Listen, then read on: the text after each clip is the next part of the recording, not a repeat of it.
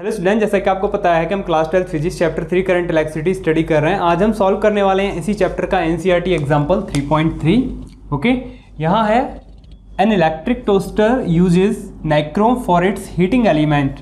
एक electric toaster है जो कि एक नाइक्रोम वायर का हीटिंग एलिमेंट यूज़ करता है। जैसे एक हीटर होता है, हीटर में हीटिंग एलिमेंट होता है, तो वो इसका जो हीटिंग एलिमेंट है टोस्टर का, जिसे हम ब्रेड सेकने के लिए यूज करते हैं टोस्टर को। ओके, तो नाइक्रोम का इसने हीटिंग एलिमेंट यूज किया है यहाँ पर। When a negligibly small current passes through it, जब इससे स्मॉल करंट पास होता है इस हीटिंग एलिमेंट से, its resistance at room temperature approx 27 degree Celsius is found to be 75.3 ohm. जब स्मॉल करंट, एक नेग्लिजिबल करंट अगर इससे पास कराते हैं हम हीटिंग एलिमेंट से, तो रूम टेम्परेचर पर, इतने टेम्परेचर पर इसका जो रेजिस्टेंस है हीटिंग एलिमेंट का वो इतना रहता है 75.3 ohm. Okay, when the toaster is connected to 230 volt supply, फिर हम उस टोस्टर को एक 230 वोल्ट सप्लाई से कनेक्ट करते हैं। The current settles after a few seconds, तो आफ्टर अ फ्यू सेकेंड्स में करंट सेटअप हो जाता है, सेटल हो जाता है उस सर्किट में या फिर कहें टोस्टर में, to a steady value of 2.68 ampere. तो एक कांस्टेंट वैल्यू करंट की मिल जाती है हमको 2.68 एम्पियर। ओके, तो what is the steady temperature of nichrome element, हमको यहाँ पर नाइक्रोम का जो हीटिंग एलिमेंट है उसका स्टेडी टेम्परेचर फाइंड आउट करना है, कैलकुलेट करना है। बात करेंगे इस चीज़ की भी अभी, स्टेडी टेम्परेचर क्या है। The temperature coefficient of resistance of nichrome averaged over the temperature range involve is this. तो यहाँ पर टेम्परेचर कोफिशिएंट भी गिवन है जिसे हम अल्फा कहते हैं।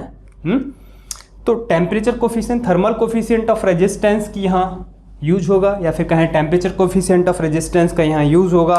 तो इसका फॉर्मूला तो हम पहले जनरेट कर चुके हैं रेजिस्टिविटी वाले लेक्चर में। ओके, क्या होता है वो हमने वहाँ देखा था, R equals to R0 1 plus alpha delta T. तो ये वाला जो R होता है ये फाइनल वैल्यू होता है, ये इनिशियल वैल्यू होता है रेजिस्टेंस की। तो यही फार्मूला होता है, इसका हम यूज करने वाले हैं इसके सॉल्यूशन में। सबसे पहले इसको समझ लेते हैं ये है क्या। ओके, सबसे पहले एक इलेक्ट्रिक टोस्टर है, उसका एक हीटिंग एलिमेंट हम यहाँ पर एज्यूम कर लेते हैं। Suppose this is heating element. Okay, और इससे जब स्मॉल या नेग्लिजिबल करंट अगर हम पास कराते हैं कैसे भी करके, उस टाइम इसका जो रेजिस्टेंस होता है, ओके, वो रहता है 75.3 ओम। और टेम्परेचर एक रूम टेम्परेचर, अपने रूम टेम्परेचर पर, suppose initial temperature T1 is 27 degree Celsius. Okay, 27.0 degree Celsius या फिर 27 डिग्री सेल्सियस इसका टेम्परेचर है। स्मॉल नेग्लिजिबल करंट हम इससे पास करा रहे हैं, वेरी स्मॉल, सपोज दैट कि माइक्रो एम्पियर का करंट हम इससे पास करा रहे हैं। तो उस टाइम रूम टेम्परेचर पर इसका जो रेजिस्टेंस शो करता है, ये अपना खुद का रेजिस्टेंस हीटिंग एलिमेंट शो करता है, वो है this is R1 suppose 75.3 ohm. Okay, अब हम क्या करते हैं, इस हीटिंग एलिमेंट को कनेक्ट करते हैं एक 230 वोल्ट सप्लाई से। हीटिंग एलिमेंट को हमने कनेक्ट किया है 230 वोल्ट सप्लाई से, या फिर एक बैटरी से, या फिर कैसे भी, ठीक है। 230 वोल्ट सप्लाई से हमने इसको कनेक्ट कर दिया, एक पोटेंशियल डिफरेंस अप्लाई कर दिया हमने 230 वोल्ट। ओके, तो अब यहाँ क्या कहते हैं ये, the current settles after few second to a steady value of this 2.68 ampere का करंट इसमें फ्लो करता है, एक स्टेडी वैल्यू है ये करंट की। देखिए स्टार्टिंग में क्या होगा, जैसे ही हम इसको कनेक्ट करेंगे, यहाँ पे जो वोल्टेज सप्लाई है, जैसे इसको हम कनेक्ट करेंगे तो जो करंट की जो वैल्यू होगी स्टार्ट में, मैक्सिमम जो वैल्यू होगी वो 2.68 से कुछ ज़्यादा होगी। क्यों होगी ज़्यादा, कि सपोज जीरो से आगे वो इंक्रीज हुई वैल्यू करंट की, और जीरो से डायरेक्ट जो सेटअप हुआ करंट सपोज वो हुआ 2.70 एम्पियर। ओके, अब 2.70 सपोज इसमें करंट सेटअप हुआ स्टार्ट में डायरेक्ट। इसके बाद क्या होता है कि अगर इसमें करंट फ्लो कर रहा है, तो करंट के फ्लो करने से क्या होता है, H equals to I² RT। ये हम जानते हैं heat produce in electric circuit. अगर आई करंट फ्लो कर रहा है, आर इसका रेजिस्टेंस है, टी टाइम के लिए अगर हम उसमें फ्लो करा रहे हैं तो वहाँ पे हीट जनरेट होती है। तो सपोज स्टार्ट में करंट ने अपनी एक मैक्सिमम वैल्यू ये अटेन की 2.70 एम्पियर की, तो इस करंट की वजह से यहाँ पर क्या होगा, हीट जनरेट होगी, और हीट के जनरेट होने से क्या होगा, टेम्परेचर इंक्रीज होगा। किसका, इसका, ये जो हीटिंग एलिमेंट है इसका टेम्परेचर इंक्रीज होगा। टेम्परेचर के इंक्रीज होने से क्या होता है, कोई भी मेटल है या फिर कंडक्टर है उसका हम टेम्परेचर इंक्रीज करते हैं तो क्या होता है, रेजिस्टेंस उसका इंक्रीज हो जाता है ना। ये चीज़ हम पहले भी स्टडी कर चुके हैं टेम्परेचर डिपेंडेंस ऑफ रेजिस्टिविटी में, डिटेल में हमने ये स्टडी किया था।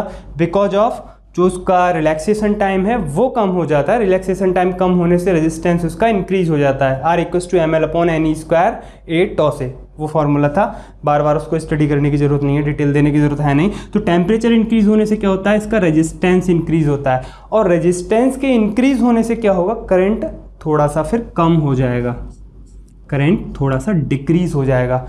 बिकॉज करंट क्या होता है, V/R। जब रेजिस्टेंस इंक्रीज होगा तो सर्किट में जो करंट है वो थोड़ा सा कम हो जाएगा। तो स्टार्ट में जो उसने अटेन की थी एक हाई वैल्यू ऑफ करंट 2.70, तो उससे थोड़ा सा वो कम आएगा, फिर नीचे आएगा।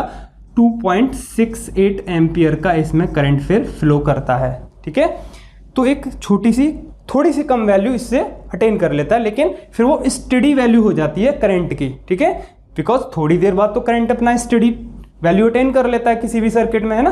पहले भी हम स्टडी कर चुके हैं कि किसी भी सर्किट में जो भी करंट फ्लो करता है वो एक स्टडी करंट फ्लो करता है, एक कांस्टेंट करंट ही फ्लो करता है। जब भी हम कोई वोल्टेज सप्लाई उसमें अप्लाई करते हैं तो ये 2.68 एम्पियर का स्टडी करंट यहाँ पर अटेन कर लेगा।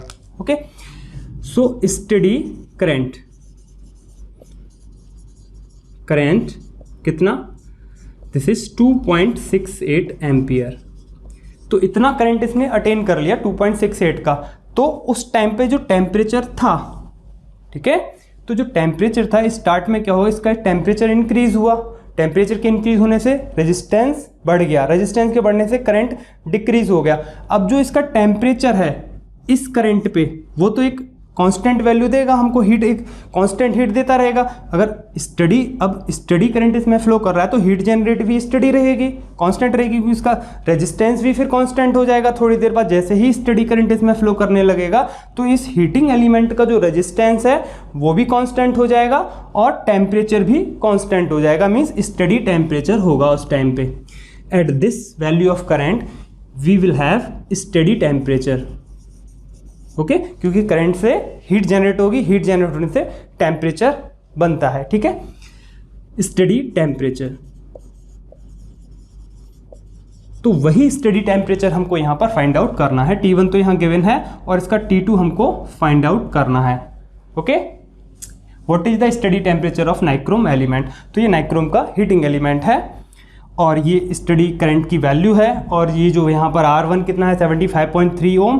तो यहाँ पर जो R2 होगा उसे कैसे निकालेंगे, R2 = V/I, इस फॉर्मूले से निकालेंगे सिंपल।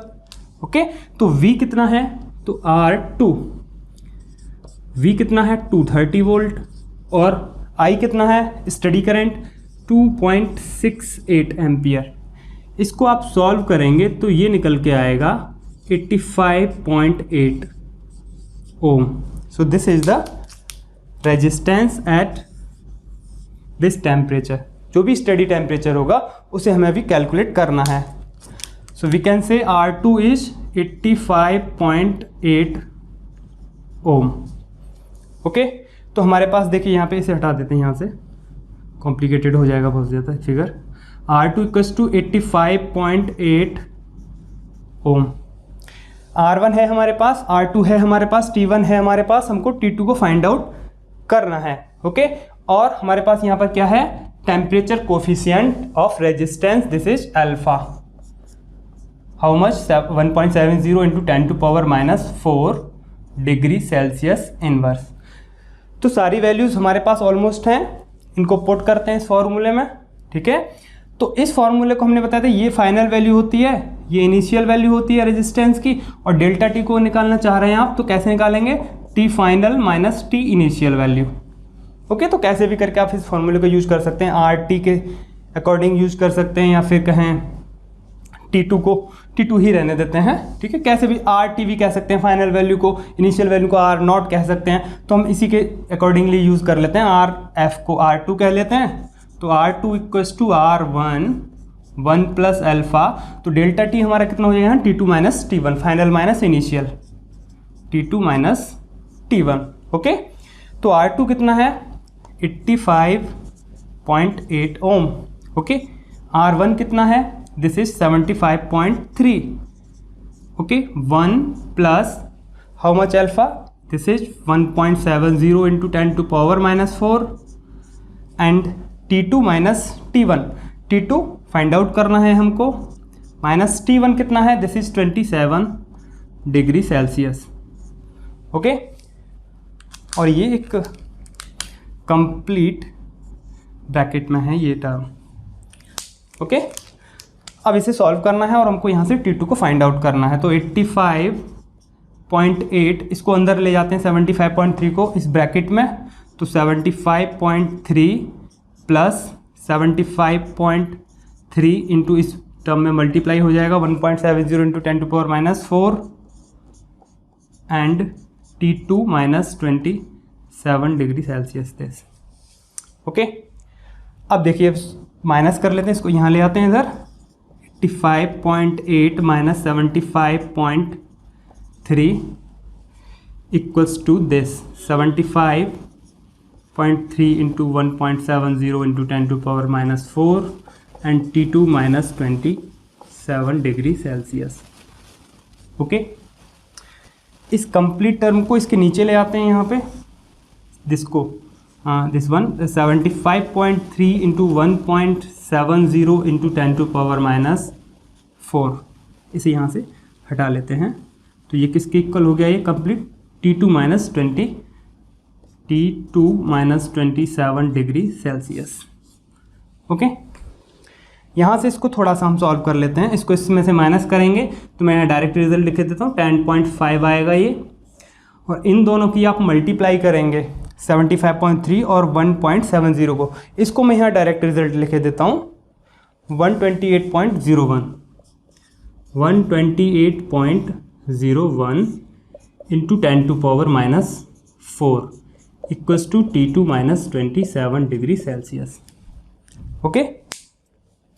इसको और आगे हम सॉल्व कर लेते हैं। इट इम्प्लाइज व्हाट, 10.5 अपॉन, देखिए यहाँ पर हम इसको ऊपर ले जाते हैं 10 टू पावर माइनस 4 को, ये हो जाएगा 10 टू पावर 4, और इस 10 टू पावर 4 में से 10 टू पावर 2 का मल्टीप्लाई इसमें कर लेते हैं, तो वो हो जाएगा 2 जीरो यहाँ बढ़ जाएंगे और मल्टीप्लाई करके लिख देंगे हम 10 टू पावर 2, और ये पॉइंट इस जीरो के बाद लग जाएगा, तो बाकी का ये यहाँ से हट जाएगा, ये हो जाएगा 1050 अपॉन, क्योंकि डिवाइड करना है हमको इसलिए 128.01।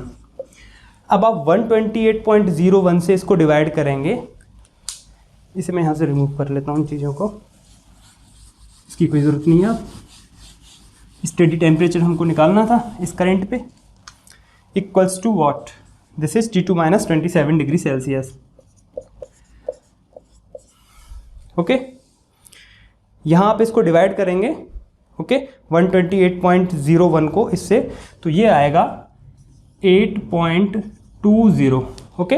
128.01 से डिवाइड करेंगे 1050 को, ये आएगा 8.20, डायरेक्ट रिजल्ट लिख देता हूँ मैं, आप डिवाइड कर लेंगे, multiply by 10 to power 2 equals to T2 minus 27 degree Celsius, okay. और इसका मल्टीप्लाई करेंगे तो ये हो जाएगा 820 equals to T2 minus 27 degree Celsius this, okay. तो ये 820, इसको इधर ले आएंगे यहाँ पे, ये हो जाएगा 820 प्लस 27 इक्वल्स टू T2, तो यहाँ से हमको मिल जाएगा T2 कितना, T2 will be 847 degree Celsius. So this is the study temperature जिसकी हमको ज़रूरत थी T2 की, ओके। और एक बात और आप यहाँ ध्यान रखेंगे, ये जो फॉर्मूला हमने यूज़ किया है इसका यूज हमको कब करना है, इसका फॉर्मूला का यूज हम तब करते हैं जब अल्फा और डेल्टा टी का जो प्रोडक्ट है वो less than, very very less than 1 होना चाहिए। इसका हम डिस्कस प्रीवियस वीडियो में कर चुके हैं, वहाँ हमने एक न्यूमेरिकल सॉल्व किया था, वहाँ पर alpha into delta T equals to 1 था। ओके, तो फिर हमने इंटीग्रेशन मेथड अप्लाई किया था, तो वहाँ इस चीज़ को हमने डिस्कस किया था कि इस फॉर्मूले का हम यूज़ ओनली तब करेंगे जब alpha into delta T very very less than 1 होगा। तो यहाँ अगर हम देखते हैं अल्फा कितना है 1.70 into 10 to power 1.70 into 10 to power -4 और डेल्टा टी कितना है T2 847 डिग्री सेल्सियस और T1 कितना है 27 डिग्री सेल्सियस। तो वो सिंपल सी बात है कि 820 ही है। ओके, तो 820 ओके, ये डिग्री सेल्सियस इन्वर्स है और ये 820 डिग्री सेल्सियस है, तो डिग्री सेल्सियस से डिग्री सेल्सियस कैंसिल आउट हो जाएगा, तो लेस देन 1 रहना चाहिए वैल्यू। तो इसको आप जब सॉल्व करेंगे इस वैल्यू को, तो ये आएगी अप्रॉक्स 0.13 समथिंग, जो कि वेरी वेरी लेस देन 1 है। तो हम यहाँ इस फॉर्मूले का यूज़ कर सकते हैं, सिंपल। ठीक है, तो जो स्टडी टेम्परेचर है T2 वो हमने यहाँ फाइंड आउट किया है, दिस इज स्टडी टेम्परेचर। और क्यों है ये स्टडी टेम्परेचर, एक बार और फिर से इसकी बात कर लेते हैं। स्टडी टेम्परेचर क्यों है ये, देखिए जब हमने, ये तो एक नॉर्मल रूम टेम्परेचर पे बात कर रहे थे हम, इसकी ये रूम टेम्परेचर पे बात कर रहे थे हम यहाँ। इसके बाद जैसे ही हम यहाँ सप्लाई कनेक्ट करते हैं, 230 वोल्ट की सप्लाई कनेक्ट करते हैं, तो स्टार्ट में करंट डायरेक्ट सेटअप माना था हमने कि 2.70 एम्पियर यहाँ करंट बना, जीरो से डायरेक्ट 2.70 एम्पियर बना, लेकिन उस टाइम तक ये हीट नहीं हुआ। जैसे ही करंट 2.70 बना तो हीट होने में थोड़ा सा टाइम लगा, इसको फ्यू सेकेंड्स लगे इसको हीट होने में। तो उस दौरान जब ये हीट हुआ तो इसका क्या हुआ, हीट होने से इसका टेम्परेचर इंक्रीज हुआ और टेम्परेचर के इंक्रीज होने से इसका रेजिस्टेंस इंक्रीज हो गया।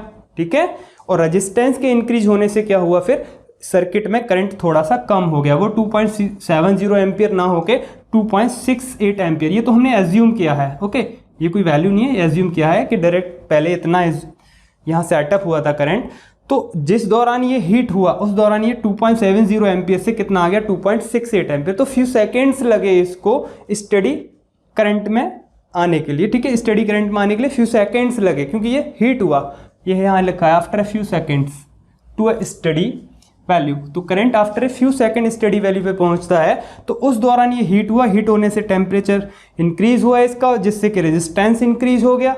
ओके, रेजिस्टेंस के इंक्रीज होने से कंडक्टर का रेजिस्टेंस इंक्रीज हो जाता है टेम्परेचर इंक्रीज होने से। तो रेजिस्टेंस के इंक्रीज होने से क्या हुआ कि करंट थोड़ा सा कम हो गया। ओके, कम कितना हुआ 2.68। तो ये कौन सी वैल्यू है, स्टडी वैल्यू ऑफ करंट। तो किस टेम्परेचर पर है, ये स्टडी टेम्परेचर पर है। तो जो स्टडी टेम्परेचर कितना है वो ये है। ओके, तो जब ये स्टडी टेम्परेचर पर ये जो हमने वैल्यूज़ निकाली हैं, फिर ये करंट जो हमको हीट देगा, क्योंकि ये करंट तो फ्लो होता रहेगा 2.68 एम्पियर का, तो इसकी वजह से एक हीट, कांस्टेंट हीट, एक स्टडी हीट यहाँ पर जनरेट होती रहेगी, जिससे कि स्टडी टेम्परेचर ही रहेगा यहाँ पर।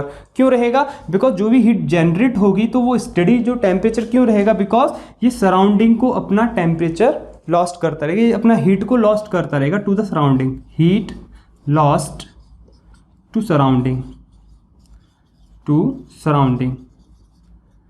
ओके। तो करंट की वजह से जो भी यहाँ हीटिंग इफेक्ट है वो किसके इक्वल है, heat loss to the surrounding. जितनी भी हीट यहाँ बनती रहेगी वो सराउंडिंग के लिए लॉस्ट होती रहेगी, जिससे कि टेम्परेचर क्या रहेगा इसका कांस्टेंट रहेगा, वो ज़्यादा बढ़ नहीं पाएगा। ओके, ज़्यादा बढ़ नहीं पाएगा, तो उस टाइम फिर इसका रेजिस्टेंस ये और इसका जो करंट है, ये दोनों चीज़ें क्या हो जाएंगी, ये स्टडी वैल्यू को अचीव कर लेंगी, ये दोनों ही स्टडी हो जाएंगी, मीन्स कांस्टेंट हो जाएंगी फिर। Okay, so this is the solution for this question. So thank you for today.